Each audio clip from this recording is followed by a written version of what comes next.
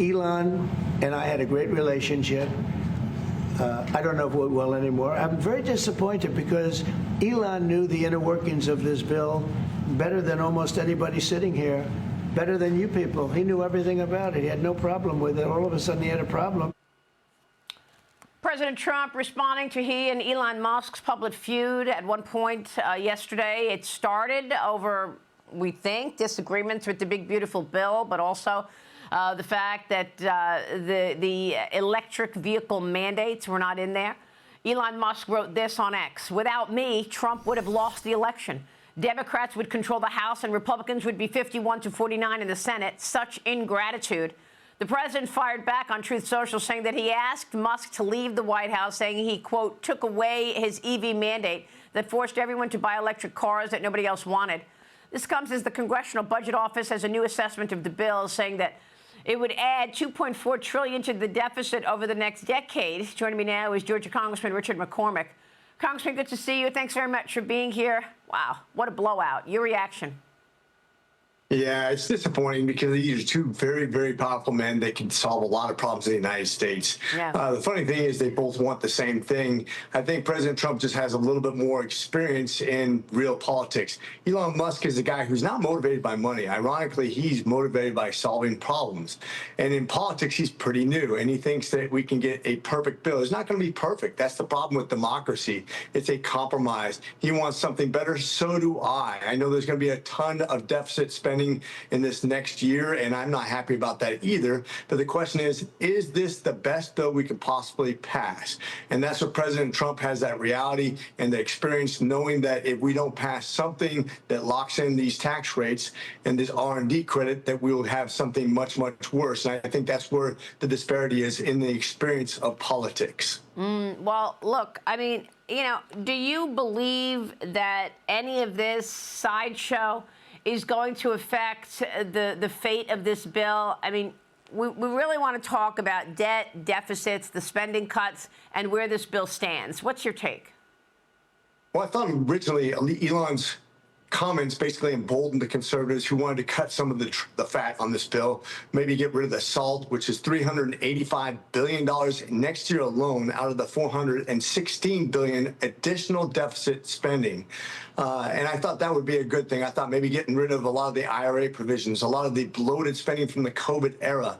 But now I'm not really sure because we kind of lost it in the personalities and in the infighting. And I hope that that doesn't detract the Senate from doing the right thing and sending us back some very good things that could be then added on to by rescissions from the president.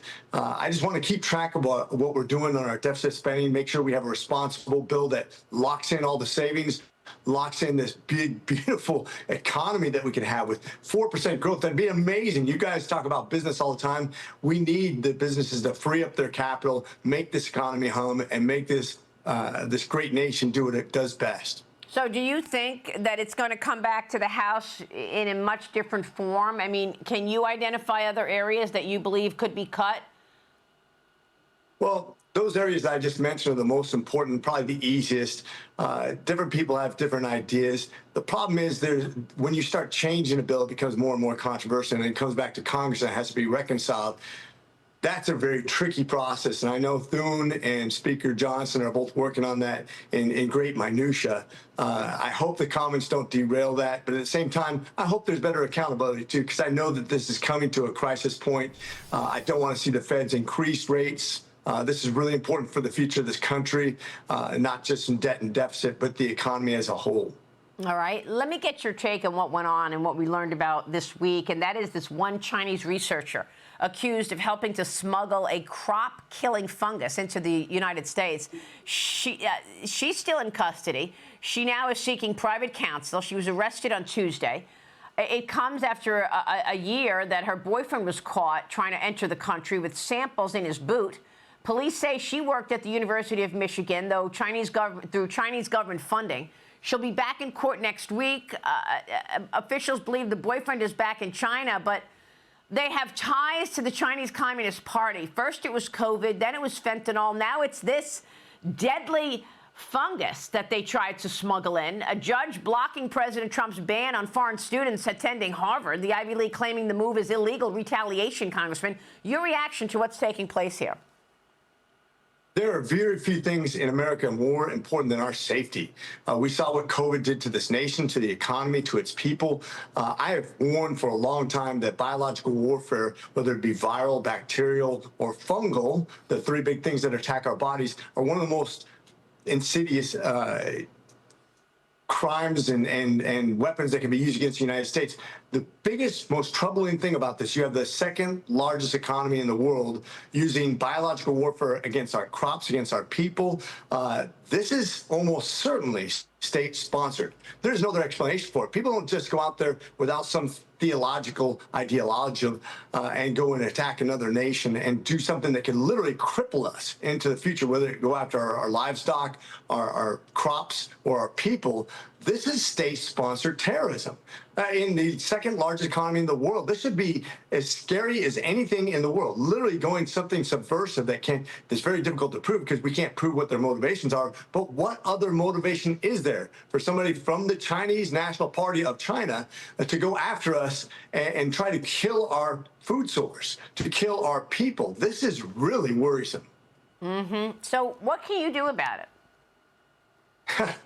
Well, stand by. I'm sure this is going to be part of the trade negotiations, but this needs to be exposed. This is probably the most important thing that we can go after.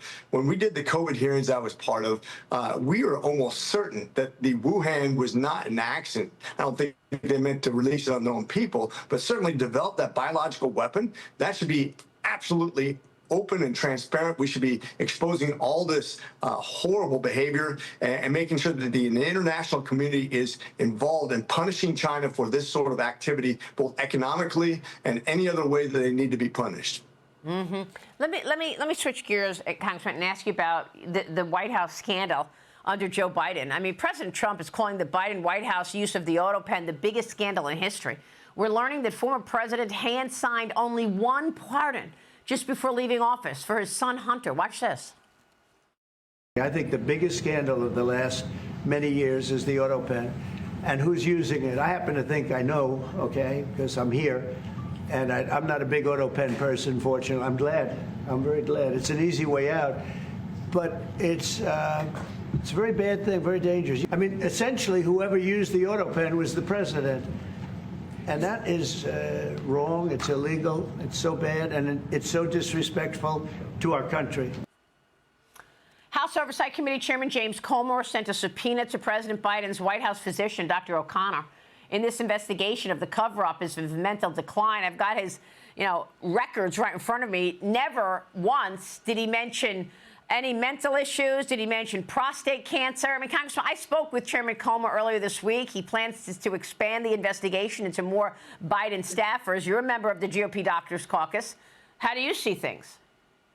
Yeah, I'm also an ER physician, very good friends with Ronnie Jackson. The question is, what is legal? Does the president's well-being have to be exquisitely in detail? But I think the people that are going to go to jail are the people who actually were making decisions on whose signature was signed where and what they decided. I mean, to have a president of the United States not involved in pardons, that is absolutely illegal.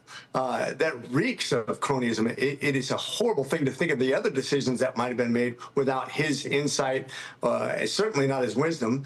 We knew he was compromised from the day he was sworn into office, but to see his deterioration and the decisions that might have been made, especially the money that went out the doors at the very end of his presidency, all kinds of grants and special favors to very powerful political enemies of the Republican Party that will come back to haunt us when they start donating in billions to the Democratic Party to defeat our majority. And that really worries me. Well, I mean, what about that? I mean, do you think that there's a chance that you actually lose seats in the 2026 election, given all of this? I mean, you've got, lots of hate on the other side. They want to impeach President Trump. You've got to get this bill across the finish line, and you're dealing with, a scandal of unknown proportions here.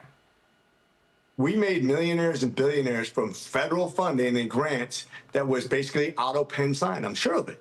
And this stuff is absolutely as devious as you get. It's Machiavellian. And to basically fund your enemies with political taxation is just one of the most evil things that we've tried to avoid with our Constitution. I'm really disappointed. Hope we can expose it and put some people in jail as a result. Wow. Congressman, it's great to see you this morning. Thanks so much. Always a pleasure, Maria. All right, we'll be watching your work. Richard McCormick joining us.